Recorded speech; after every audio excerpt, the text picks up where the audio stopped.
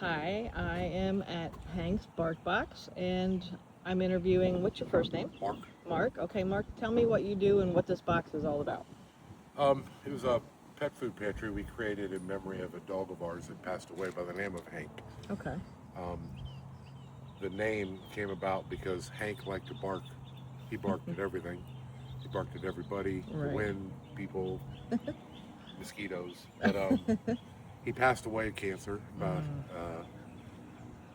it's probably been about 5 years now, a little over, a little under, sorry. Okay. I struggled with his passing, and I don't know why. I've had many dogs through my entire life, Mm-hmm. but I had to come up with some sort of way to honor him, and so I came up with this harebrained idea. Mm-hmm. I pitched it to my wife and my son and said, "Hey, what do you think if I did this?" They thought I was crazy, but we did it. We built it, and then 4.5 or so years later, here we are. All right. It's really cool. So how much food do you go through, do you think, a week? I've never really done the math on how much a week, but I'll tell you this: we refill the box 4 to 5 times a day, and we go through a little over 200 pounds of food every Wow. single day, 7 days a week. Wow. And we've put, since we started the box, we've put a little over 80 tons of food through it. Wow. That's a lot of food. Yeah, it is. And There's a then, lot of need out there. yeah, so who do you think takes mostly from the box? Borrows from the box or takes from the box? It's a big mix of people. Okay. We've got people that have fallen on hard times. Right. As they say, most people are one paycheck away from financial disaster. That is very true. And we get people from all walks of life, people that ride their bikes, people that walk up, people that actually ride the bus here to get food. Wow. And we're close, to the trail, Right. and we get a lot of walkers from the trail. We get, it's just a broad mix. It's difficult to pin it down, but that's the reason why we did this box. To be perfectly honest with you, because there are many places in the city or the county that you can get pet food, Right. but you have to jump through a bunch of hoops in order to do it. Right. There isn't anything like this where you could just roll up 24/7, get what you need, and go. This actually is the very first one I've ever seen, or heard of actually. And I live North St. Pete, and there's nothing like this in North St. Pete, that end. We've And had a lot of inquiries from people that want to start their own, okay. and we've had many people that have in fact started their own, Oh wow. but for whatever reason, because I'll be perfectly honest with you, it is nonstop work. It's not easy to do. You think it is. You think, oh, somebody will donate some food and I'll put it in a box. But we live in a 2-bedroom house, and our second bedroom is dedicated to nothing but pet food storage for dog and cat food. Got it. My wife rebags food, and my mother-in-law actually rebags food 5 to 6 days a week. Wow. And then because it's stocking it 4 to 5 times a day.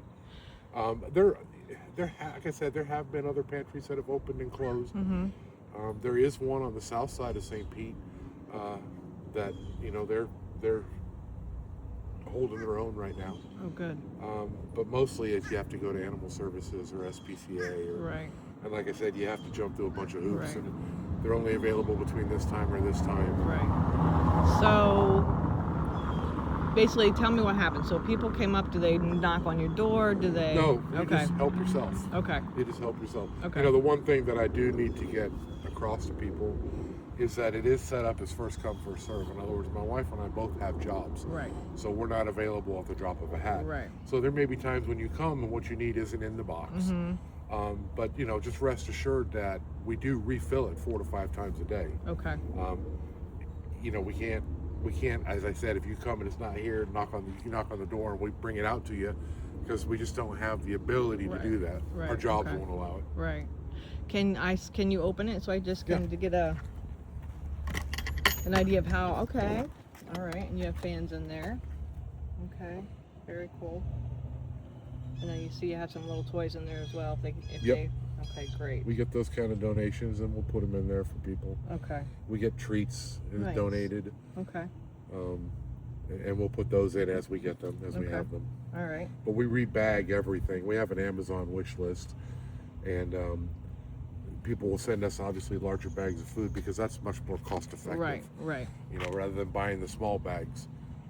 So we get the bigger bags and then we rebag it Okay. into that 1 gallon. They're approximately 4 to 5 pounds each Ziploc bag. So anybody that wants to donate through Amazon, they just go on to Amazon Yep. and Look what? up Hank's Bark Box Okay. wish list, or if you go to Facebook, Yeah. Hank's Bark Box on Facebook, Okay. there's a link, pinned post at the top. Okay. Great. And we also have a website that we've created now. We found a need to do that. Okay. hanksbarkbox.org. Okay.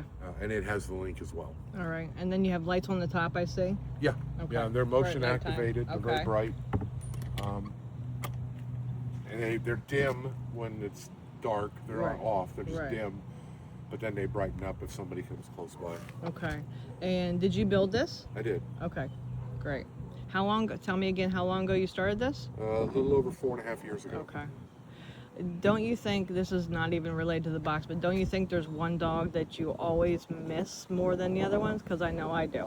Well, and that's the thing that I struggled with when we first started talking, because I've had dogs all my hell. I've got tattoos of dogs on my arm. Right, I see I've that. had dogs all my life. But yes, there are certain dogs that for whatever reason you gravitate towards or gravitate towards you. Correct. Hank was one of them. Hank was one of 3.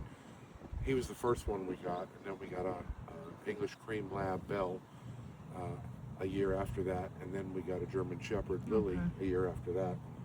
Now, what breed was Hank? Sorry? What breed was Hank? What Hank breed? was just a mutt we adopted from the SPCA. He was just, Very cool. Yeah. Okay. All right. And then tell me what you put on this. So you just put like. well, we just kind of use it as a message board or a bulletin board for Okay. people to use, because we get oftentimes people who want to put, like, for example, a lost dog. How many Oh, times have you gotcha. seen, Yes. them stapled to a telephone pole Yes. or whatever? So we just kind of gave a central location for people in this area to use. Oh, that is great. Yeah. Oh my gosh. Anything you want anybody else, my viewers, to know out there about your bark box besides that it's pretty much stocked almost 24/7 unless it's out? Anything else? The biggest thing is to understand that the reason we do this is not, I don't want some child to have to forfeit or surrender his pet Okay. because his family can't continue Wow. to feed the pet. When Yeah. they're faced with the decision of feeding the family or Yeah. feeding the pet, always, or for the most part, it's the family that wins and the pet that loses. Right. If all it requires is a bag of food to keep that pet in the home so the child doesn't have to surrender it, then we're going to continue to do this from the now to the end of time. Okay. On your website and Facebook, does anybody ever message you and say, ask you if you can help them out with food or anything like that? Oh yeah, Okay. often. We get it a lot. Okay. Yeah. All right. And we go above and beyond. For example, during the hurricanes, the last 2 that we had, in under 14 days, we provided 8.5 tons of food Wow. in 14 days to people in need that had lost everything and Right. their house flooded, for example. And we found ourselves driving. We don't deliver, that's not what we do. Right. But these people had no transportation. Right.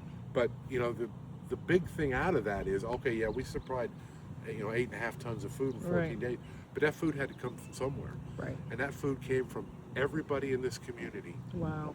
Every piece of food that goes through this box, we either buy ourselves Mm-hmm. or comes from the community. And 90% of it comes from the community. And Wow. without them, we would not be where we are today, and we'd not be as successful as we are.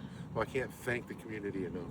So you're talking the community, you're talking your neighborhood or the whole community? I'm talking about all of, Okay. I mean, we get donations from Las Vegas. We get Oh, wow. donations from the UK. Wow. But for the most part, I'm talking about Pinellas County. Okay, got it. All right.